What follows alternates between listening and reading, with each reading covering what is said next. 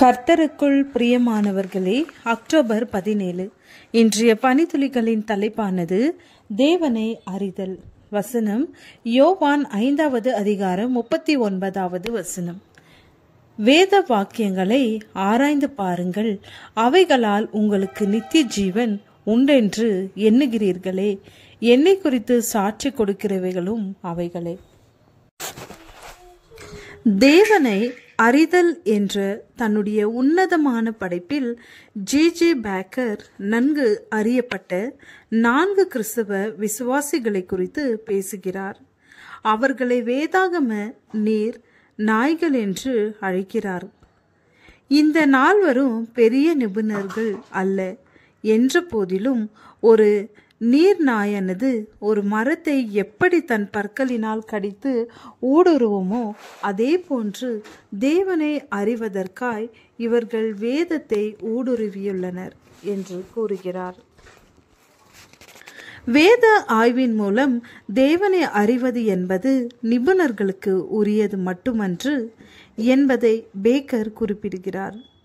இறையியல் கருத்துக்களை கற்று தேர்ந்த இறையியல் வல்லுநரை காட்டிலும் பரிசுத்த ஆவியில் நிறைந்து சாதாரணமாய் வேதத்தை வாசிக்கும் ஒரு நபரோ அல்லது பிரசங்கத்தை கேட்கிற ஒரு விசுவாசியோ இரட்சகரோடும் தேவனோடும் நெருங்கிய உறவை ஏற்படுத்த முடியும்.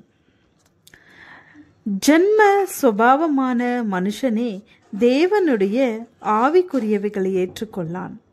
அவைகள் அவனுக்கு பைத்தியமாக தோன்றும். அவைகள் ஆவிக்கேற்ற பிரகாரமாய் ஆராய்ந்து நிதானிக்கப்படுகிறவைகளானதால் அவைகளை அறியவும் மாட்டான். வேதத்தை வாசிக்கிற அனைவரும் தாழ்மையான இருதயத்தோடு இரட்சகரை இன்னும் அறிந்து அவரை போலவே மாற வேண்டும் என்னும் இலக்குடன் வாசிப்பதில்லை என்பதுதான் அவலம். இயேசுவின் நாட்களில் பழைய ஏற்பாட்டை வாசித்தவர்கள் அதில் குறிப்பிடப்பட்ட முக்கியமான நபரை புரிந்து கொள்ளாமல் வாசித்தனர். வேத வாக்கியங்களை ஆராய்ந்து பாருங்கள், அவைகளால் உங்களுக்கு நித்திய ஜீவன் உண்டென்று எண்ணுகிறீர்களே. என்னை குறித்து சாட்சி கொடுக்கிறவைகளும் அவைகளே. அப்படி இருந்தும் உங்களுக்கு ஜீவன் உண்டாகும்படி என்னிடத்தில் வர உங்களுக்கு மனதில்லை. நீங்கள் வேதத்தை படிப்பதற்கு தடுமாறி கொண்டிருக்கிறீர்களா? அல்லது வேதத்தை படிப்பதையே விட்டுவிட்டீர்களா? வேதத்தை வாசிப்பவர்களை காட்டிலும் வேதத்தை ஆராய்ந்து ஊடுருவுகிறவர்கள் மேலானவர்கள். அவர்களின் கண்களையும் மனதையும் திறந்து வேதத்தில் வெளிப்படுத்தப்பட்டுள்ள இயேசுவை பார்க்கவும் நேசிக்கவும் அவர்கள் ஜெபத்தோடும் கவனத்தோடும் வேதத்தை ஊடுருவி பாய்கின்றனர். வேதத்தின் நல்ல மாணவனாய் மாறுவதற்கு இன்னும் நீங்கள் என்ன நற்பண்புகளை தத்தெடுத்து கொள்ளலாம்? யோசியுங்கள், வேதத்தை யோசியுங்கள், ஆவியானவரை சுவாசியுங்கள், இயேசுவை அறிந்து கொள்ளுங்கள். ஜெபம்.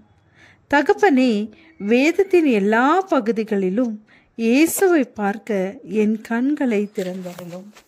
ஆமேன்.